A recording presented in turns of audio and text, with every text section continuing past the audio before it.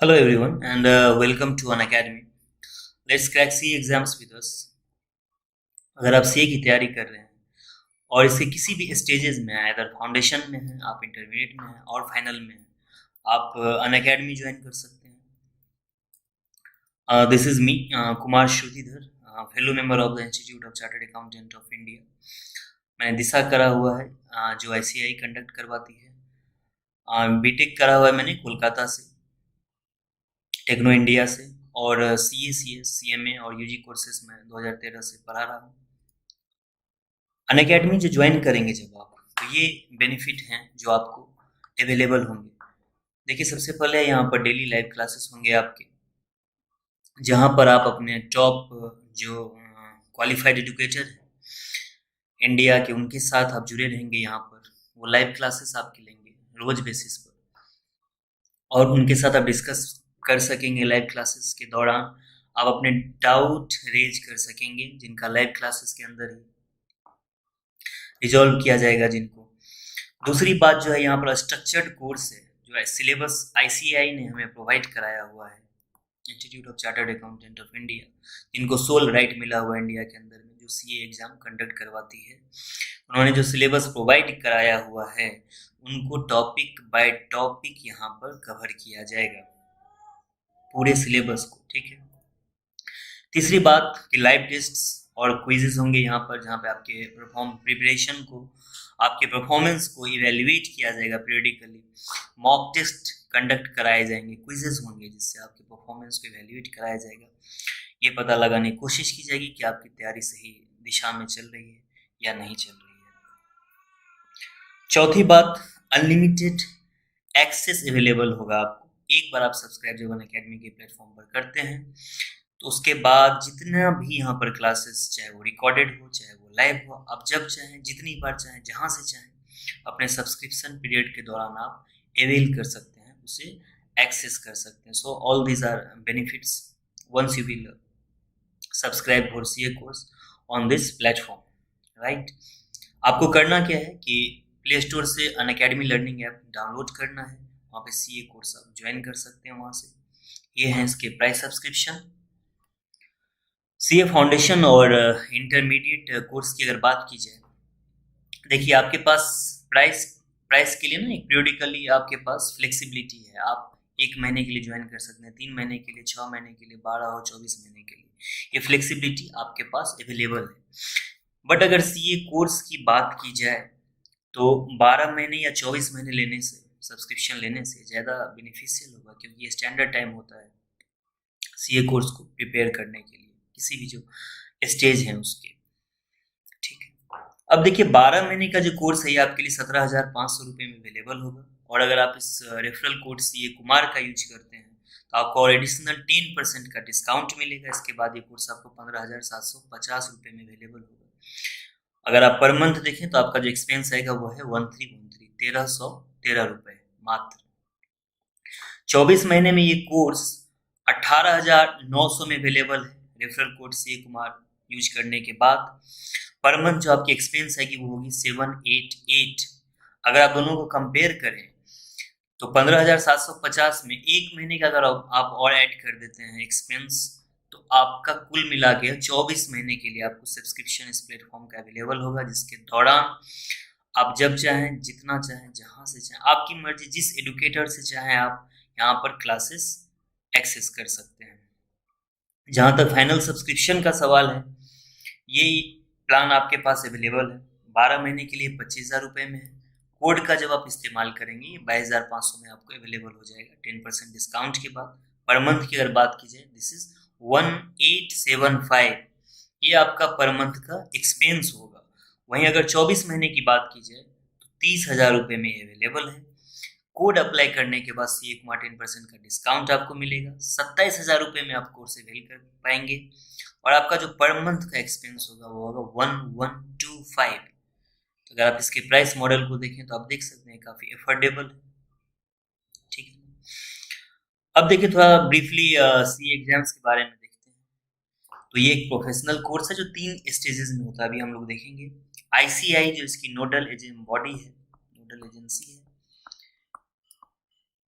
Body है, ये conduct करती है, और इन्हें सिर्फ एकमात्र राइट मिला हुआ है। ठीक है ना, कहीं कहीं आप सवाल देखते होंगे कि सीए आप किस कॉलेज से करें, किस यूनिवर्सिटी से करें, ऐसा कुछ भी नहीं है। जो भी सीए इंडिया में अवेलेबल हैं, बनने वाले हैं, वो आईसीएआई के द्वारा कंडक्ट किए हुए एग्जाम से ही सीए बन सकते हैं। और इसके सब्जेक्ट्स के बारे में भी हम लोग आगे देखेंगे। वो जो 3 फेज की मैं बात कर रहा था वो ये है: फाउंडेशन, इंटरमीडिएट और फाइनल। ठीक है ना, इसके बाद आप बन जाते हैं चार्टर्ड अकाउंटेंट। और ये जो 2 लेटर है सी एंड ए, ये आपको आपके नाम के आगे लगाने का राइट मिल जाएगा। ठीक है ना, अलॉन्ग विद इसमें 3 साल का प्रैक्टिकल ट्रेनिंग होता है। इसी के दौरान फाउंडेशन, इंटरमीडिएट और फाइनल जब आप कोर्स ग्रेजुअली इसके में बढ़ेंगे, इसी के दौरान ये 3 साल का यहाँ पर प्रैक्टिकल ट्रेनिंग भी होता है।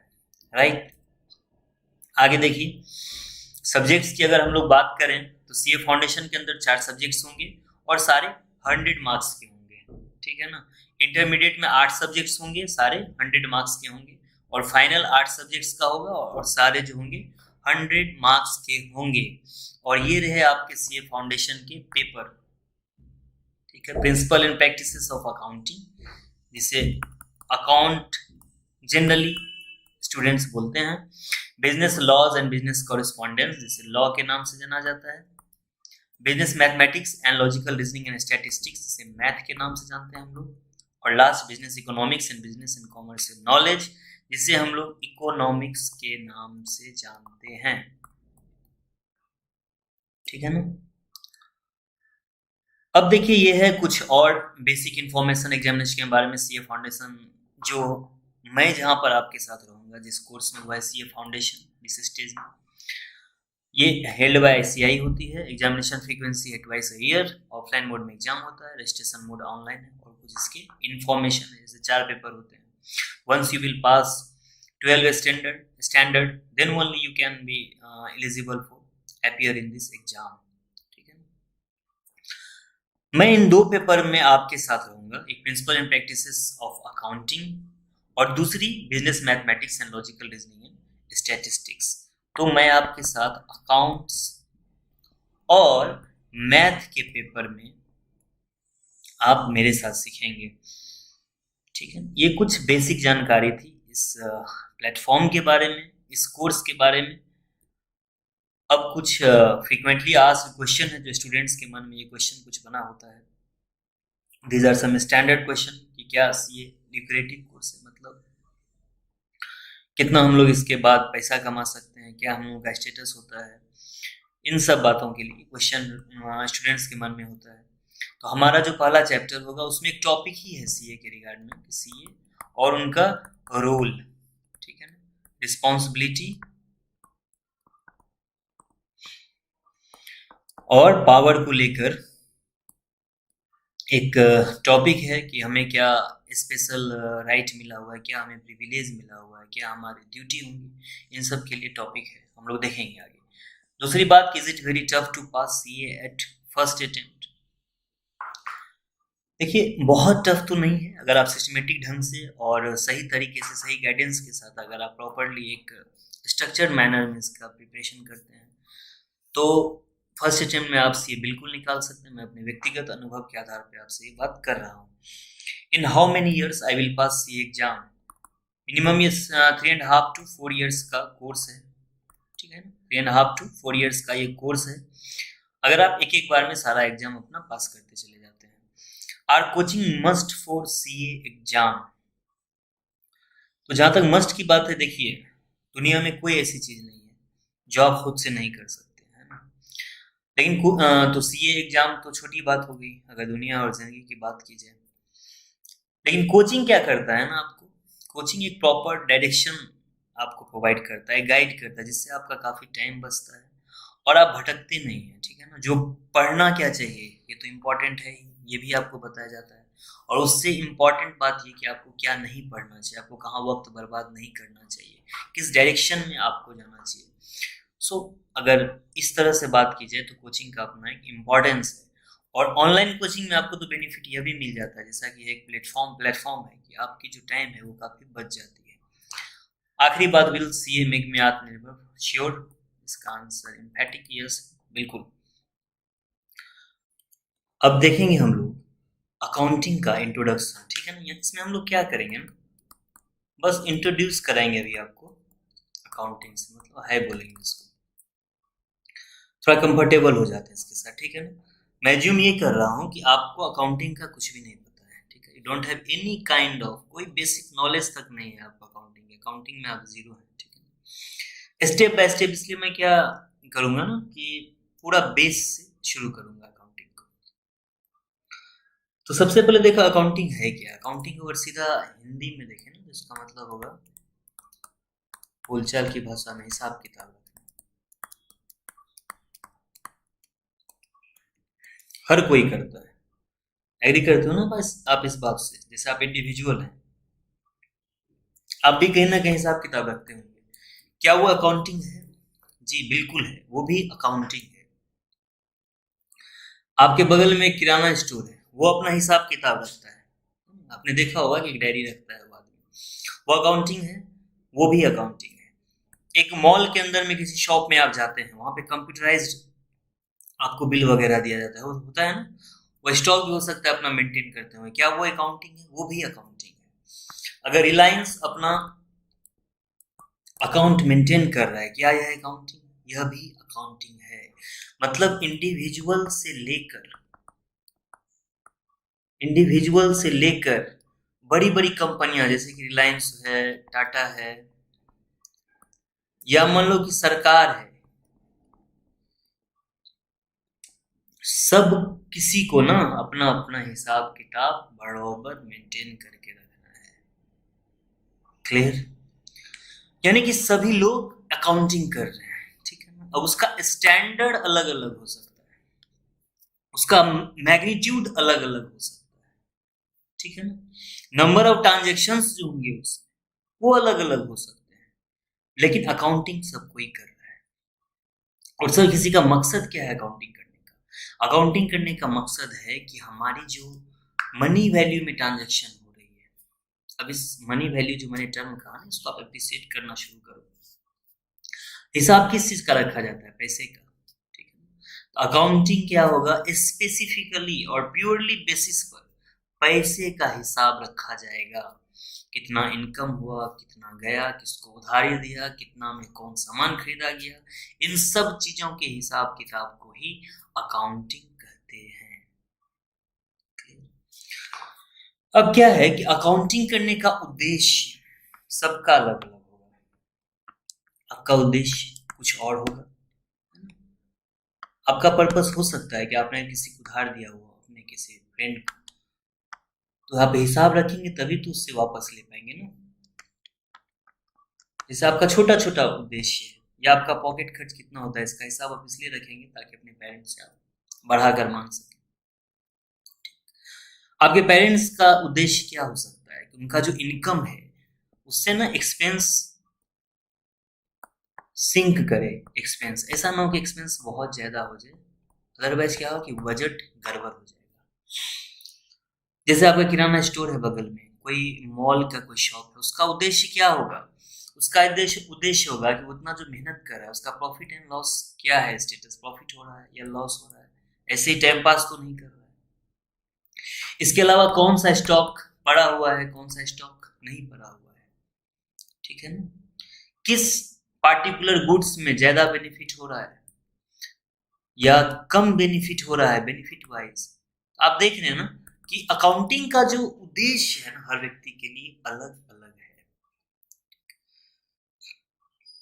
जिसका जिस तरह का उद्देश्य होगा उसे उस तरह की अकाउंटिंग करनी पड़ेगी। उद्देश्य अगर बढ़ता चला जाएगा मेरा, अगर पर्पस, अगर नंबर ऑफ चीजें जानने की मुझे जरूरत पड़ जाए, तो अकाउंटिंग की कॉम्प्लेक्सिटी भी बढ़ जाएगी, ठीक है। तो अकाउंटिंग शुरू कैसे हुआ होगा? एक इंडिविजुअल व्यक्ति कोई होगा जिसका 2 4 5 10 आदमी के साथ जान पहचान होगी, है ना। उसके साथ उसके गुड्स का, उससे उसके साथ पैसे का कुछ उसका लेन देन रहा होगा, वहां से अकाउंटिंग शुरुआत हुई होगी। और बढ़ते बढ़ते बढ़ते आज देखिए कितने लेवल पर पहुंच गया है कि आज रिलायंस है अपने देश की बड़ी कंपनी, या माइक्रोसॉफ्ट है, या एप्पल है, जो कि वैसे की बड़ी कंपनियां हैं। कोई भी कंपनी, उन्हें भी अकाउंटिंग की जरूरत पड़ती होगी। अब आप सोच पा रहे हैं ना कि उनका ट्रांजेक्शन कितना बड़ा होगा, ठीक है। नंबर ऑफ ट्रांजेक्शन जो होगा उनका काफी ह्यूज होगा, तो उनकी अकाउंटिंग जो कॉम्प्लेक्स हो जाएगी। उसे बहुत सिस्टमेटिक ढंग से करने की जरूरत है, ठीक है ना। वहां पे कुछ छूट बढ़ नहीं सकता है। मान लो कि आपने किसी को कुछ पैसे दिए या आपने किसी से लिए, अगर भूल ही गए तो क्या हो गया, कितना का फर्क पड़ जाएगा। मगर मान लो कि उतनी बड़ी बड़ी कंपनियां हैं, उनकी डील होती है किसी और कंपनी के साथ। अब अगर मान लो किसी को पैसा देना, मान लो कि उसका कोई डेटर है जिससे उसे पैसे लेना है, अगर ये भूल जाए, या कोई क्रेडिटर है जिसे उसको पैसे देने हैं, ये भूल जाए, उसको याद ही ना रहे, उसको रिकॉर्ड ना रहे, तो कितनी बड़ी मुसीबत उसे हो सकती है ना। तो अकाउंटिंग में भी हम लोग यही सीखेंगे, यही पढ़ेंगे कि जो नंबर ऑफ ट्रांजेक्शन्स, जब एक मैग्नीट्यूड जब बहुत बड़ा होगा, ठीक है ना, उसे सिस्टमेटिक ढंग में कैसे किया जाए ताकि यूजर को वहां से डेटा कलेक्शन में आसानी हो। लास्ट वाली लाइन को आप समझ पा रहे हैं। यूजर मतलब कौन? जैसे आपके इंडिविजुअल के अकाउंटिंग का यूजर कौन है? आप हैं। और आपके साथ अगर दो चार लोग ट्रांजेक्शन करें, वो है। उन्हें जानना है कि आपको किससे कितना पैसा लेना है, नहीं लेना है, आपने कहाँ खर्च किए थे। अगर एक बड़ी कंपनी की बात करें तो उनके अकाउंट से किसको किसको मतलब है? सबसे पहले तो कंपनी के जो मालिक है, ओनर है, उनको मतलब है। रिलायंस के लिए मुकेश भाई को मतलब होगा ना कि प्रॉफिट हो रहा है, लॉस हो रहा है, कैसी चल रही कंपनी, एम्प्लॉय को सैलरी गया या नहीं गया, क्रेडिटर को पैसे जा रहे हैं टाइम पे, नहीं जा रहे। क्रेडिटर मतलब जिससे हम लोग सामान लेते हैं, जिसको देना है उसको क्रेडिटर कहते हैं। इन सब टर्म से आप लोग रूबरू होना शुरू हो जाइए, इनको पहचानना शुरू कीजिए। और डेटर जिससे हमें लेना है, ये मेरे लिए अच्छा बात होता है, डेटर फील कीजिए। क्रेडिटर बुरी बात होती है ना, इसको देने होते हैं बाद में। तो जो बड़ी कंपनियां हैं, जो बड़े ऑर्गेनाइजेशन हैं, उनके लिए आप देख पा रहे हैं कि अकाउंटिंग का हिसाब रखना, ट्रांजैक्शन का, उनके लिए अकाउंटिंग बहुत ही इंपॉर्टेंट है। वहां पर अगर चूक होने से काफी ज्यादा प्रॉफिट या लॉस इधर उधर हो जाने की बात हो जाएगी, ठीक है ना। या फिर देखो उसे टैक्स कितना भरना है, ये भी कहाँ पता चलेगा? अकाउंटिंग से, क्योंकि टैक्स प्रॉफिट पे दिया जाता है। Tax divide on profit. और प्रॉफिट कैसे पता चलेगा? जब आप अकाउंट ठीक से करेंगे। तो अभी तक हम लोग क्या क्या देख रहे हैं? अकाउंट प्रिपरेशन कौन करेगा? मैनेजमेंट। मैनेजमेंट मतलब कौन? अगर आप कर रहे हैं अकाउंटिंग इंडिविजुअल बेसिस पे, तो आप हैं मैनेजमेंट। कोई पार्टनरशिप हम तीन चार लोगों की है, अगर वहां पर अकाउंट मेंटेन किया जा रहा है तो वो है मैनेजमेंट। एक कंपनी के अंदर जो डायरेक्टर्स होते हैं, दे आर मैनेजमेंट। आगे हम लोग पढ़ेंगे इसके बारे में, आप लॉ में और विस्तार में इसके बारे में पढ़ेंगे।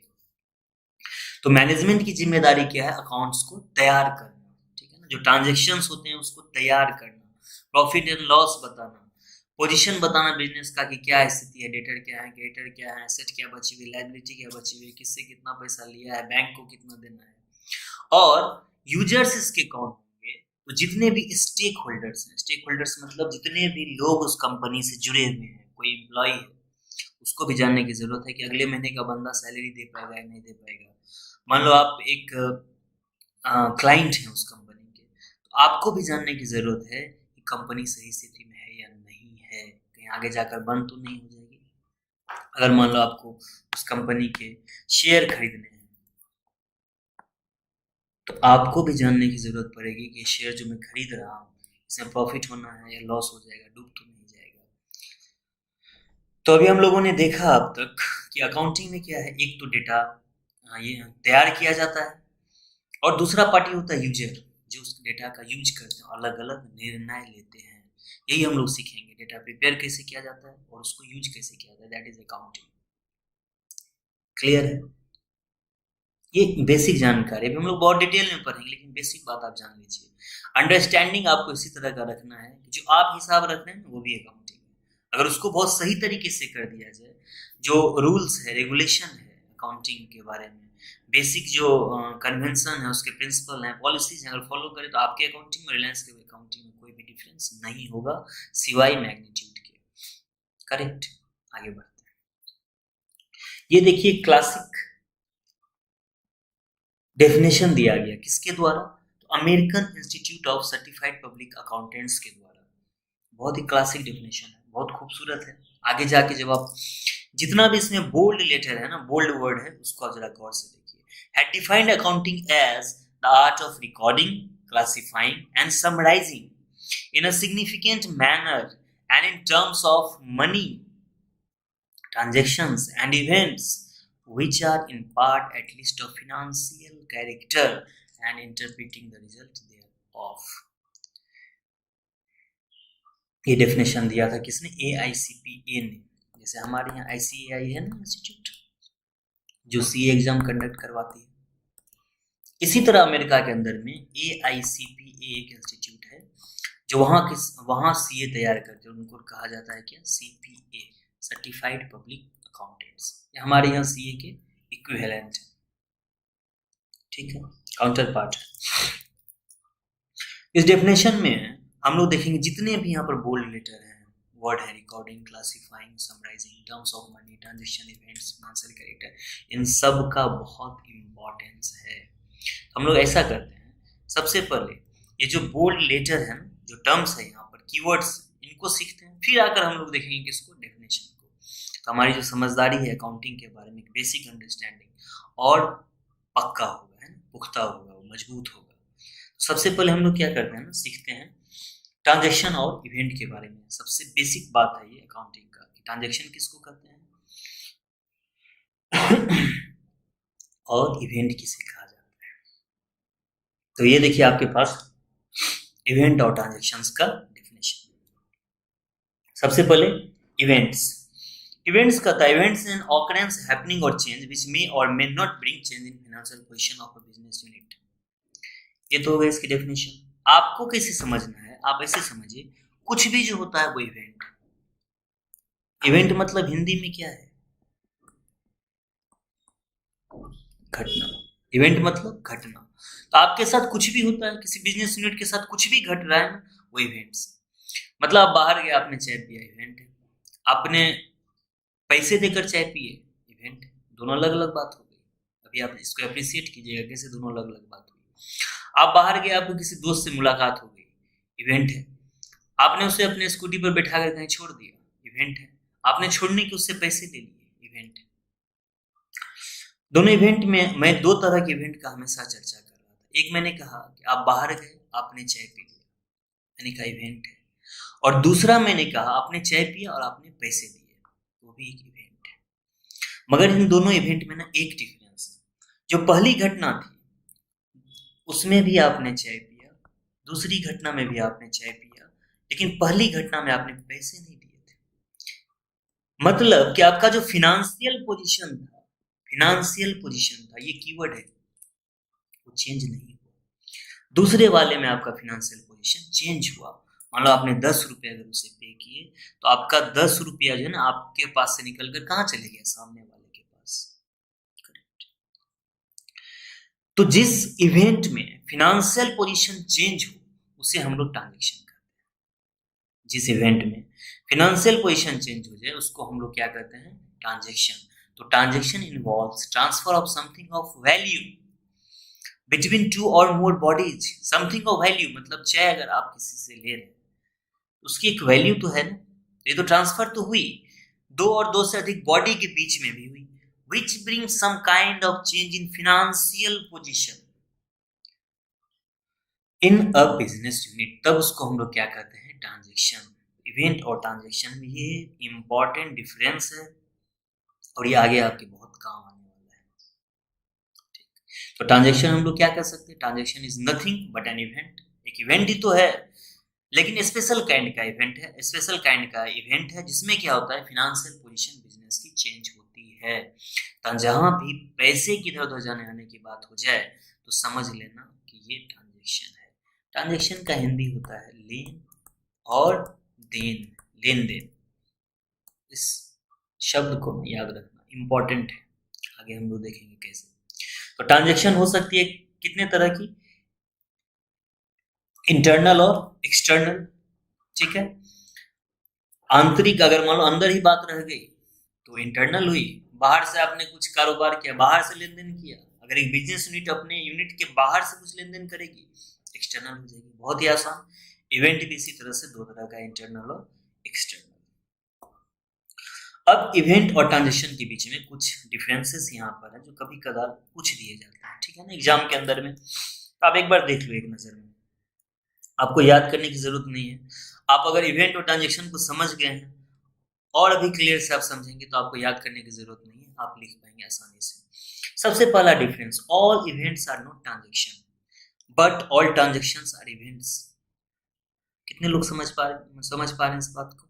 मैंने आपसे कहा था कि ट्रांजेक्शन क्या होता है। ट्रांजेक्शन एक इवेंट होता है जिसमें फिनेंशियल पोजीशन चेंज होती है। तो ट्रांजेक्शन क्या एक इवेंट है, इवेंट का ही एक एग्जांपल होता है ट्रांजेक्शन। स्पेशल काइंड है जिसमें एफपी चेंज होती है, फाइनेंशियल पोजीशन। तो ऑल ट्रांजेक्शन इवेंट्स होंगे ही होंगे, बिल्कुल बात सही। लेकिन ऑल इवेंट ट्रांजेक्शन नहीं होंगे, क्योंकि ऐसा अगर इवेंट हो जिसमें फाइनेंशियल पोजीशन चेंज ना हो उसको हम लोग ट्रांजेक्शन नहीं कहेंगे। जैसे देखो ना, हर cricketer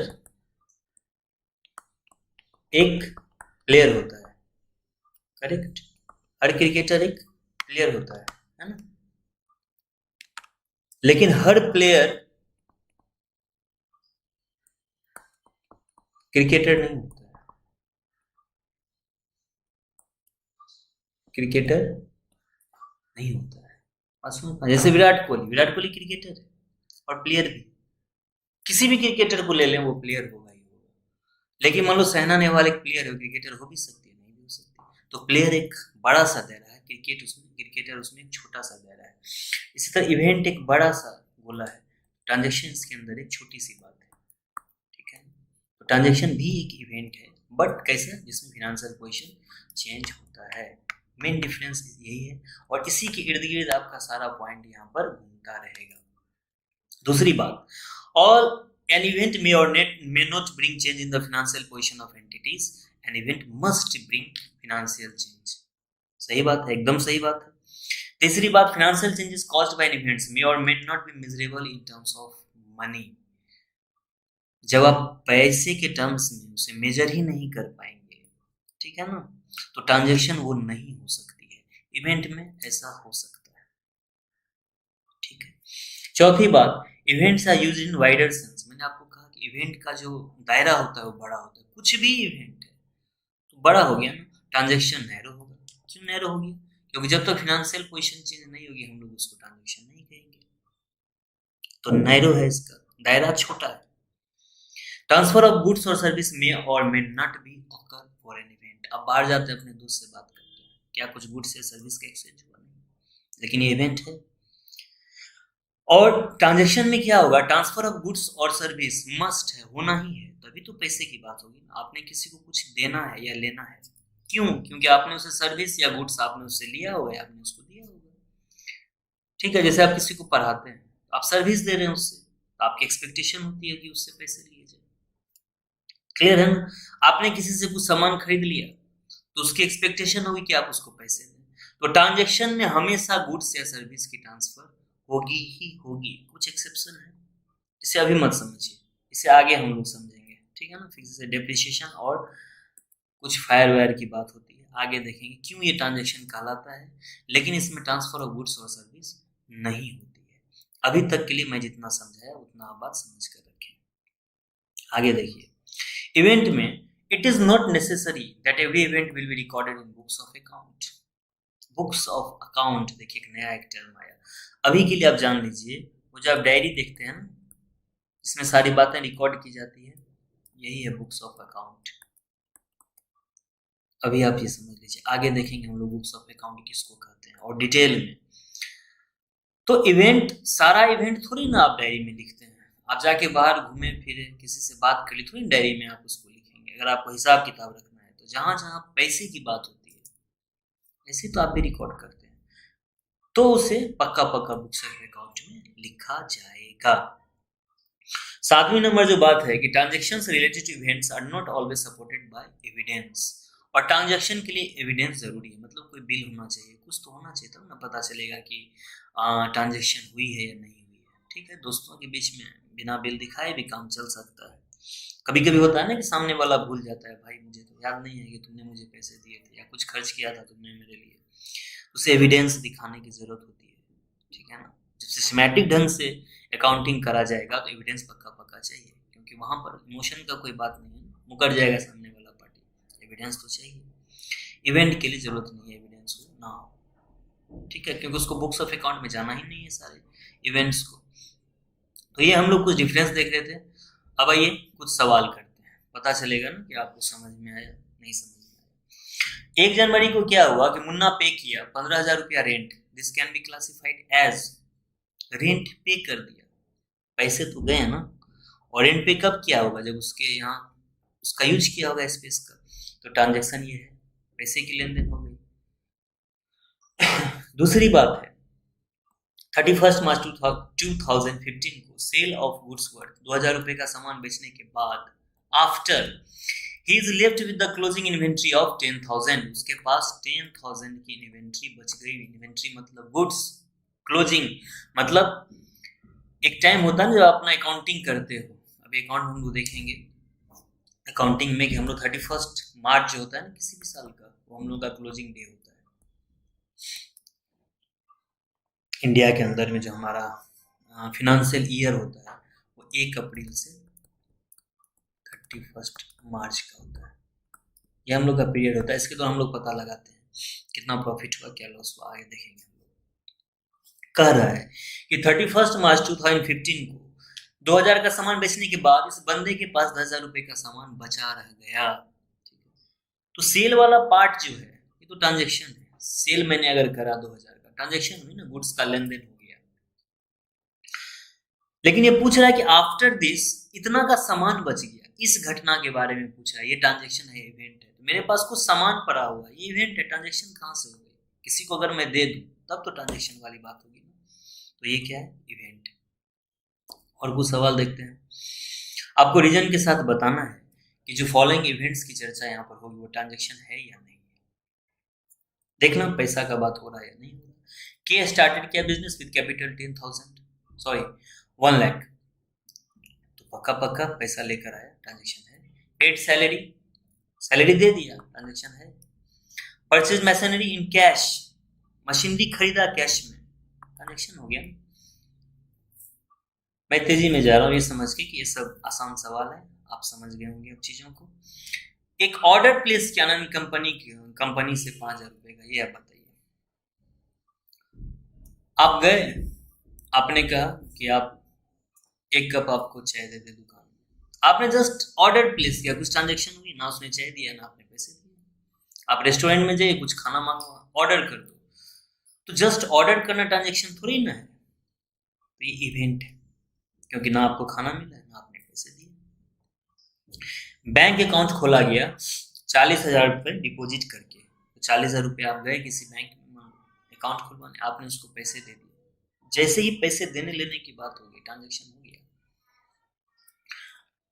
6 number point, received passbook from bank, bank से पासबुक मिला।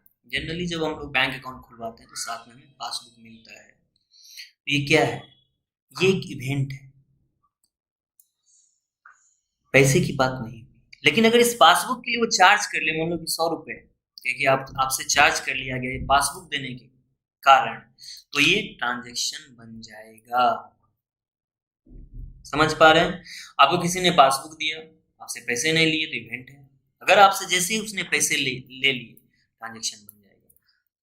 7वां नंबर, appointed mister Sonu as a manager on a salary of 4,000 per month.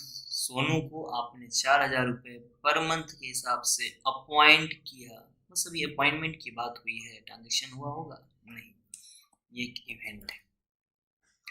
Interest receive किया आपने बैंक से 1,000 का, ठीक है,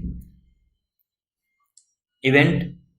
अरे इंटरेस्ट रिसीव कर लिया, ट्रांजेक्शन है। एक प्राइस लिस्ट रिसीव किया, रिसीव्ड अ प्राइस लिस्ट, आप गए, आप कहे कि चलो मेनू दिखाओ यार, ट्रांजेक्शन नहीं हुआ, जस्ट आप प्राइस लिस्ट देख रहे हैं, तो ये क्या होगा? इवेंट। फ्री सैंपल रेस्ट 1,000, ये देखो थोड़ा इंपॉर्टेंट है, इंटरेस्टिंग है। आपको ना फ्री सैंपल मिला, कितने का मिला? ये 1,000 रुपए का, कुछ गुड्स आपको मिल गया और इसकी वैल्यू 1,000 रुपए है। ट्रांजेक्शन का डेफिनेशन देखिए, ट्रांजेक्शन बहुत transfer of something, goods transfer तो हुआ, और वैल्यू, वैल्यू भी उसकी होगी ना, जो आपको फ्री सैंपल मिला उसकी वैल्यू तो होगी ना, के तौर पर होगी। तो transaction involve transfer of something of value, value की थी, बिटवीन 2 और मोर बॉडीज थी, which brings some kind of change in financial position in a business unit. आपके बिजनेस यूनिट के अंदर क्या उसने कुछ फाइनेंशियल पोजीशन बदलाव किया? देखिए एक आपका एक्सप्लेनेशन हो सकता है, हाँ मेरे पास अगर कुछ गुड्स आया तो मेरी फाइनेंशियल पोजीशन बढ़ गई, लेकिन मैंने आपसे कहा था हिंदी में लेन और देन, इसको याद रखना। यहाँ पे जाके हो सकता है आपका ट्रांजेक्शन का जो डेफिनेशन हो सकता है आप कंफ्यूज कर जाए, पिट जाए डेफिनेशन, लेकिन आपको याद रखना है लेन और देन। आपको फ्री सिंपल मिला, आपको क्या कुछ देना है उसके बदले में? फ्री है, नहीं देना, तो ये इवेंट होगा, ट्रांजेक्शन नहीं होगा। ट्रांजेक्शन में हमेशा लेन और देन की बात होगी, लेने और देने की। अगर वन साइडेड है कुछ मामला, आपने किसी को फ्री सैंपल में कुछ बांट दिया, ये ट्रांजेक्शन नहीं है, इसे आप बुक्स ऑफ अकाउंट में रिकॉर्ड नहीं कर सकते। और क्यों नहीं करते हैं हम लोग इसको ऐसा, ये हम लोग आगे पढ़ेंगे। ट्रांजेक्शन होने के लिए पक्के तौर पर लेना और देना दोनों होना चाहिए। 11वीं बात, give lift to a supplier in the business card. किसी को आपने लिफ्ट दे दिया, तो ये तो कोई बात ही नहीं, इवेंट हुआ। अगर मान लो आपने उसे उधर दे 5 रुपए उससे आपने मांग लिए, तो ट्रांजेक्शन हो जाएगा। आगे बढ़ते हैं, एक और इंपॉर्टेंट है, आसान लेकिन इंपॉर्टेंट कॉन्सेप्ट, कि ट्रांजेक्शन को हमने इंटरनल एक्सटर्नल तो देखा था, जो अंदर अंदर बात रह गई इंटरनल, बाहर वालों से कुछ ट्रांजेक्शन हो गया, लेन देन हुई तो एक्सटर्नल। यहाँ पे एक और तरीका है ट्रांजेक्शन को क्लासिफाई करने का, वो है कैश और क्रेडिट। कैश ट्रांजेक्शन और क्रेडिट ट्रांजेक्शन बहुत ही इंपॉर्टेंट है, ध्यान से देखिएगा। कैश होता है transaction which involves immediate cash. इसमें कीवर्ड क्या है? इमीडिएट, मतलब शीघ्र। कोई ये मत कंफ्यूज हो जाना कि कैश ट्रांजेक्शन में कैश का बात होता है और क्रेडिट में कुछ और बात होता है, ऐसा नहीं। कैश में इमीडिएट कैश ट्रांसफर हो जाता है, रिसिप्ट और पेमेंट, और क्रेडिट वाले में क्या होता है? Not involving immediate cash receipt और पेमेंट तो होना है, कोई भी ट्रांजेक्शन बिना कैश रिसिप्ट पेमेंट के नहीं होगा। आपके पास देखिए, जो आप कोई भी ट्रांजेक्शन करें आपके पास दो ही ऑप्शन होता है, या तो आप तुरंत पे कर दें या बाद में पे करें। अगर आपकी नीयत खराब नहीं है तो बेशक दो ही बात होगी। तो जब आप तुरंत पे करते हैं दैट इज कैश, और बाद में जब आप पे करते हैं तो क्रेडिट, लेकिन पे करना है दोनों में। तो यही है डिफरेंस कैश क्रेडिट और कैश ट्रांजेक्शन और क्रेडिट ट्रांजेक्शन का। पे दोनों में करना है, एक में तुरंत और एक में बाद में, बस ट्रांजेक्शन दोनों में कैश का होना। सवाल? अच्छा, सवाल करने से पहले एक और बात, कैसे डिफ्रेंशिएट करेंगे हम लोग, जो हम लोगों को अकाउंटिंग में पॉइंट्स दिए रहेंगे, ये बड़ा इंपॉर्टेंट कॉन्सेप्ट है, देखना आसान है, बहुत आसान है, इंपॉर्टेंट है। जब हम लोग एंट्रीज करेंगे ना, जर्नल लेजर की जब बात आएगी तब भी हम लोग के काम आएगा।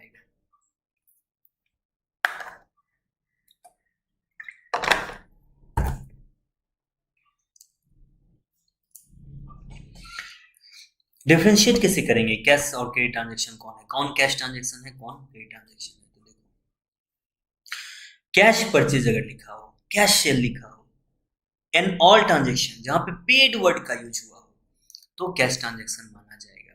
कहीं पे लिखा हुआ cash purchase, cash cell, paid word का यूज हो गया हो तो कैश ट्रांजेक्शन माना जाएगा। जब किसी पर्सनल का नेम हो या किसी फर्म का नाम हो, बॉडीज का नाम हो, फर्म बॉडीज एंटिटी मतलब किसी कंपनी की नाम आ जाए, तो इसे क्रेडिट ट्रांजेक्शन माना जाएगा। Goods received from mister x and company, credit transaction, कहीं पे भी कैश की बात नहीं है, पेड की बात नहीं है। और when both cash and personal name are mention in the transaction, तो ऑब्वियसली जब उसने कह दिया कि कैश है तो कैश ट्रांजेक्शन हो जाएगी। ये तीन बात है, पेड और कैश की अगर बात वहां पर लिखा हुआ है तो कैश ट्रांजेक्शन, अगर कैश का जिक्र नहीं है, पेड का जिक्र नहीं है, तो क्रेडिट ट्रांजेक्शन होगा। चलिए कुछ एग्जांपल देखते हैं, आप बताइएगा तेजी में, कैश या क्रेडिट। कोई मिस्टर बीवी साहब हैं और कमेंस किया उन्होंने बिजनेस 1 लाख रुपए से, पैसे लेकर आए, जल्दी बोलो, कैश ट्रांजेक्शन, पैसे लेकर आए ना भाई, इमीडिएट वाली बात होगी। Paid rent, cash, paid word है ना। Purchase a typewriter for rest this from A in company, कहीं नहीं दिया हुआ कि कैश पे किया या नहीं किया, पेड किया नहीं किया। एंटिटी, देखिए एक एंटिटी है जिसका नाम यहाँ पर जिक्र है, तो यह एक क्रेडिट ट्रांजेक्शन होगा। बाउट फर्नीचर फ्रॉम मिस्टर के फॉर कैश लिख दिया है स्पेसिफिकली, तो कैश ट्रांजेक्शन, कोई इसमें दिक्कत नहीं। पांचवा, purchase goods from Meet Brothers for cash इतना, फॉर कैश नाम दे दिया, cash transaction. Sold goods to Virat for S इतना, sold goods to Virat for S इतना। अब कैश और इस रेस में कोई कंफ्यूज मत हो जाना, इसका मतलब बस ये कि 25,000 रुपए का माल सोल्ड किया गया विराट को, कहीं पे कैश का जिक्र है, कहीं पे पेड का रिसिप्ट का जिक्र है, नहीं, ये एक क्रेडिट ट्रांजेक्शन होगा। Bought goods from Vicky, same है, छह के जैसा, वहां पे बेचा गया था, यहाँ पे खरीदा गया, ये क्रेडिट ट्रांजेक्शन है। पेड रेंट, पेड हो गया तो cash transaction. Paid salary, cash, समझ पा रहे हो ना। रिसीव्ड कैश फ्रॉम, तो क्या सीधा तो कैश ही लिख दिया। पेड एसके, ये भी एक कैश ट्रांजेक्शन है। ठीक है, आई होप इतनी बातें आपके समझ में आ गई होगी। अब देखिए एक और एक्सटर्नल इंटरनल ट्रांजेक्शन है जो हम लोगों ने देखा था ट्रांजेक्शन का पहले, ये बहुत आसान है, देख लेते हैं कुछ एग्जांपल इसमें। परचेज कंप्यूटर फ्रॉम माइक्रोसॉफ्ट, बाहर से खरीदा तो external. Goods destroyed by fire, आग लग गई, गुड्स बर्बाद हो गए। सबसे पहले तो देखना पड़ेगा इवेंट है या ट्रांजेक्शन है। गुड्स लगी, आग बर्बाद हो गई, ये क्या होता है ना, ट्रांजेक्शन होता है। आप कहेंगे ना इसमें लेन देन कहाँ हुई, तो एक्सेप्शन में यहाँ पर इसका जिक्र था, देखिए ना कि as a consequence of transaction transfer of goods और सर्विसेज मस्ट, लिखा होता ना कि मस्ट है, लेकिन ऑफ कोर्स एक्सेप्शन दिया हुआ था, जैसे burning of goods, fix asset depreciation, तो ये एक्सेप्शन वाली बात है। अब क्यों ऐसा है ये हम लोग बाद में देखेंगे, ठीक है, क्यों ऐसा होता है कि इसको ट्रांजेक्शन माना जाता है ये हम लोग बाद में देखेंगे। एक प्रिंटर खरीदा आपने कैश में, कितना, 20,000 रुपए में, परचेज अ प्रिंटर, बाहर से खरीदा होगा, एक्सटर्नल हो गया, ये इंटरनल था। चार्ज डेप्रिसिएशन, ये भी एक्सेप्शन वाली बात है, इंटरनल होगा, ठीक है। तो हम लोगों ने जो हमारा डेफिनेशन था अकाउंटिंग का, इस डेफिनेशन से दो चीज आज हम लोग सीखे, दो चीज सीखे, बहुत ही इंपॉर्टेंट चीज, ट्रांजेक्शन और इवेंट्स। और जितना इसके बारे में हम लोगों ने सीखा वो यही सीखा कि इवेंट जो कोई भी घटना एक इवेंट है, ट्रांजेक्शन ऐसी घटना होती है जिसमें फाइनेंशियल पोजीशन चेंज होता है और बुक्स से अकाउंट में, बुक्स ऑफ अकाउंट में ट्रांजेक्शन को रिकॉर्ड किया जाता है, इवेंट को रिकॉर्ड नहीं किया जाता है। तो हमारे अकाउंटिंग पर्पस के लिए ट्रांजेक्शन इंपॉर्टेंट है। फिर हम लोगों ने देखा ट्रांजेक्शन इंटरनल हो सकता है, एक्सटर्नल हो सकता है। फिर हम लोगों ने देखा इवेंट ट्रांजेक्शन के बीच में क्या डिफरेंस है। फिर हम लोगों ने देखा कुछ सवाल हम लोगों ने किए, फिर कैश और क्रेडिट ट्रांजेक्शन के बारे में हम लोगों ने देखा, उसे डिफ्रेंशिएट कैसे करेंगे हम लोगों ने यह देखा, ठीक है ना। कुछ क्वेश्चन उसके बाद देखे। आज के लिए हम लोग यहीं पर इसको रोकते हैं, कल हम लोग इससे और आगे बढ़ेंगे और डेफिनेशन में जो हमारा और पॉइंट्स है, जैसे रिकॉर्डिंग किसे कहते हैं, क्लासिफाइंग क्या है, समराइजिंग क्या है, टर्म्स ऑफ मनी किसको कहा जाता है, क्या इसका यूज है, फिनेंशियल कैरेक्टर क्या होता है, ये सब देखेंगे और अपने पढ़ाई को आगे करेंगे। आज के लिए इतना है, बहुत बहुत धन्यवाद, थैंक यू। आप सब्सक्राइब कर सकते हैं इस चैनल को, कमेंट कर सकते हैं अगर आपका कोई कंसर्न है, आपका कुछ क्वेरी है। बेल आइकन अगर आप प्रेस करेंगे तो आपको नोटिफिकेशन इसका मिलता रहेगा, ठीक है। बहुत बहुत धन्यवाद पेशेंस बनाए रखने के लिए, है ना।